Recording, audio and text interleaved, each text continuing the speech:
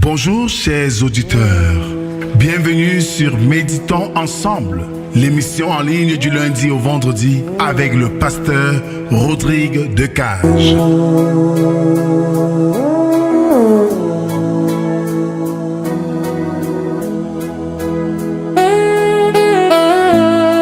Chaque jour, nous prenons quelques moments pour nous recentrer, nous apaiser et nous connecter avec l'essence de la foi et de la paix intérieure.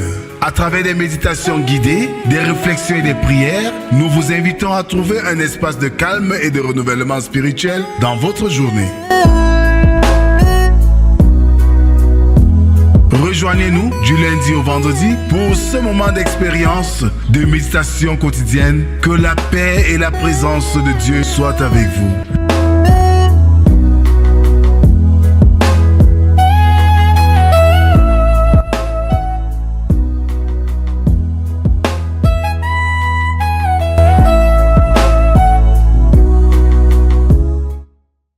Alors, bien-aimés dans le Seigneur, bonjour.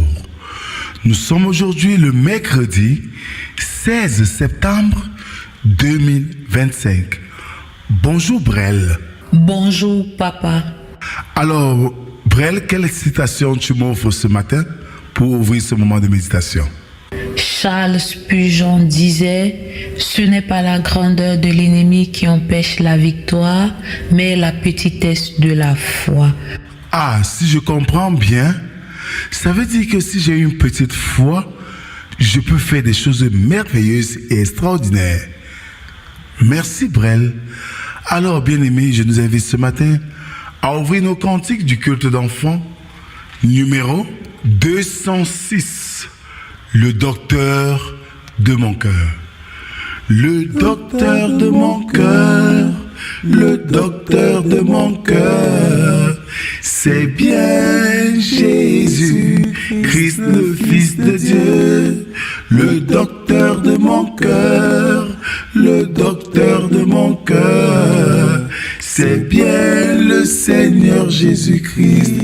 Ah oui, le docteur de mon cœur, le docteur de mon cœur, c'est bien Jésus-Christ, le Fils de Dieu, le docteur de mon cœur, le docteur de mon cœur, c'est bien le Seigneur Jésus-Christ. J'ai mal à la tête, j'ai mal aux pieds, je me demande qui m'aidera. Va voir le Seigneur Jésus-Christ. J'ai des pensées qui me torturent, je demande qui m'aidera. Va voir le Seigneur Jésus-Christ. Ah oui, le docteur de mon cœur, le docteur de mon cœur, c'est bien Jésus-Christ, le Fils de Dieu, le docteur de mon cœur, le docteur de mon cœur, c'est bien le Seigneur Jésus-Christ. Adorons le Seigneur avec le psaume 119 à partir de la strophe 65. Tu fais du bien à ton serviteur, ô Éternel, selon ta promesse. Enseigne-moi le bon sens de l'intelligence, car je crois à tes commandements. Avant d'avoir été humilié, je m'égarais. Maintenant, j'observe ta parole. Tu es bon et bienfaisant. Enseigne-moi tes statuts. Des orgueilleux imaginent contre moi des faussetés. Moi, je garde tout de mon cœur, je garde de tout mon cœur tes ordonnances. Leur cœur est insensible comme la graisse. Moi, je fais mes délices de ta loi. Amen. Prions le Seigneur. Seigneur Jésus, que la lecture et la méditation de ta parole de ce matin fortifie notre foi. En ton nom, nous avons prié. Amen. Ce matin, nous allons méditer dans Nombre chapitre 21, les versets 21 au verset 35. Là, il est écrit: Israël envoya des messages à Sion, roi des Amoréens, pour lui dire: laisse-moi passer par ton pays. Nous n'entrons ni dans les champs, ni dans les vignes, et nous ne boirons pas l'eau des puits. Nous suivrons la route royale jusqu'à ce que nous ayons franchi ton territoire. Sion n'accorda point à Israël le passage sur son territoire. Il rassembla tout son peuple et sortit à la rencontre d'Israël dans le désert. Il vint à Jahath et combattit Israël. Israël le frappa du tranchant de l'épée et s'empara de son pays depuis l'Arnon jusqu'au Jabok, jusqu'à la frontière des enfants d'Ammon, car la frontière des enfants d'Ammon était fortifiée. Israël prit toutes les villes et s'établit dans toutes les villes des Amoréens, à Esbon et dans toutes les villes de son ressort. Car Esbon était la ville de Sion, roi des Amoréens. Il avait fait la guerre au précédent roi de Moab et lui avait enlevé tout son pays jusqu'à l'Ammon. C'est pourquoi les poètes disent: venez à Esbon, que la ville de Sion soit rebâtie et fortifiée. Car il est sorti un feu d'Esbon, une flamme de la ville de Sion. Elle a dévoré Ar Moab, les habitants des hauteurs de l'Arnon. Malheur à toi, Moab, tu es perdu, peuple de Kémosh. Malheur à toi, Moab, tu es perdu, peuple de Kémosh. Il a fait de ses fils des fuyards et il a livré ses filles captives à Sion, roi des Amoréens. Nous avons lancé sur eux nos traits. De Esbon à Dibon, tout est détruit. Nous avons étendu nos ravages jusqu'à Nouphash, jusqu'à Médéba.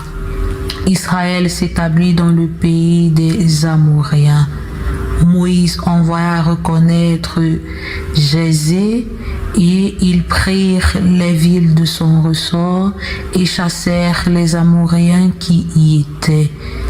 Ils changèrent ensuite de direction et montèrent par le chemin de Bazan.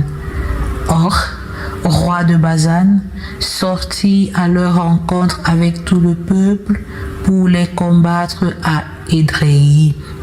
L'Éternel dit à Moïse: ne le crains point, car je le livre entre tes mains, lui et son peuple et son pays. Tu le traiteras comme tu as traité Sion, roi des Amoréens, qui habitait à Esbon. Et ils le bâtirent, lui et ses fils, et tout son peuple, sans laisser échapper un seul, et ils s'emparèrent dans son pays. Amen. Alors, bien-aimés dans le Seigneur, les habitants de Sion sortirent en force contre Israël. Ils allaient au-delà de leurs frontières, sans toutefois provoquer les Hébreux. Mais en fait, ils coururent à leur perte. Les ennemis de l'Église périssent souvent en suivant leur propre intuition. Og, roi de Bazan, au lieu de rester prudent après avoir vu la défaite de ses voisins contre Israël, fit la guerre à ces derniers, ce qui provoqua sa perte en quelque sorte. Les impies font tout leur possible pour se mettre à l'abri des jugements divins, eux et leurs familles. Mais en fait, toutes ces précautions sont vaines quand le jour arrive où Dieu décide de les faire tomber. L'Éternel fit gagner Israël alors que Moïse était encore parmi le peuple.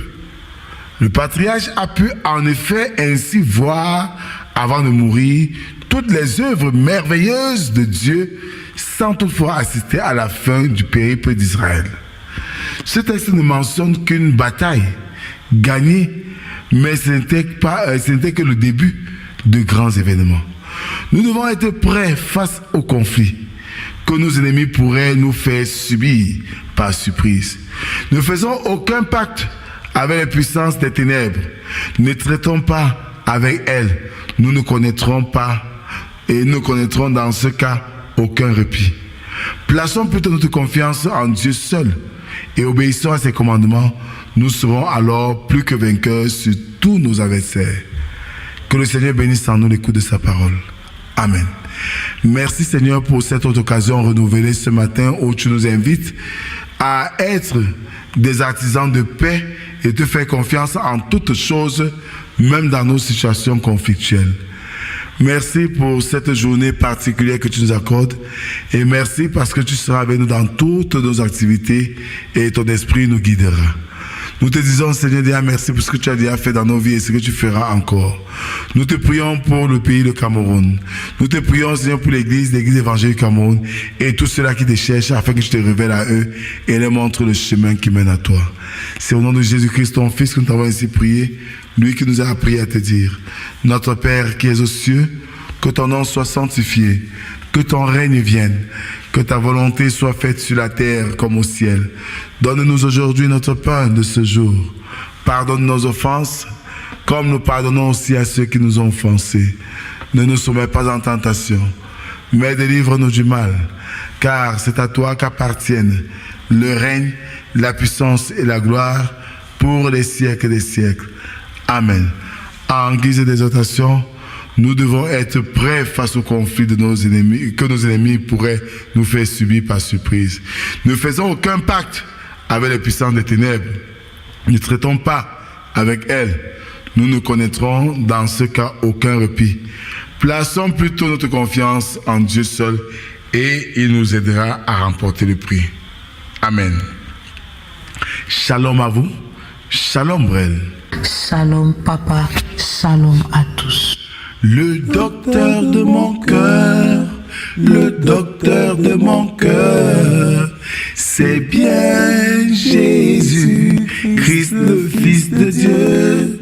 Le docteur de mon cœur, le docteur de mon cœur, c'est bien le Seigneur Jésus-Christ.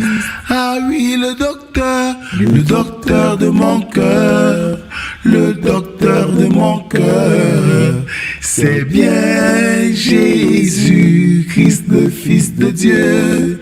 Le docteur de mon cœur, le docteur de mon cœur, c'est bien le Seigneur Jésus-Christ. J'ai mal à la tête, j'ai mal aux pieds, je me demande qui m'aidera. Va voir le Seigneur Jésus-Christ. J'ai des pensées qui me torturent, je demande qui m'aidera. Va voir le Seigneur Jésus-Christ. Ah oui, le docteur de mon cœur, le docteur de mon cœur, c'est bien Jésus-Christ, le Fils de Dieu. Le docteur de mon cœur, le docteur de mon cœur, c'est bien le Seigneur Jésus-Christ.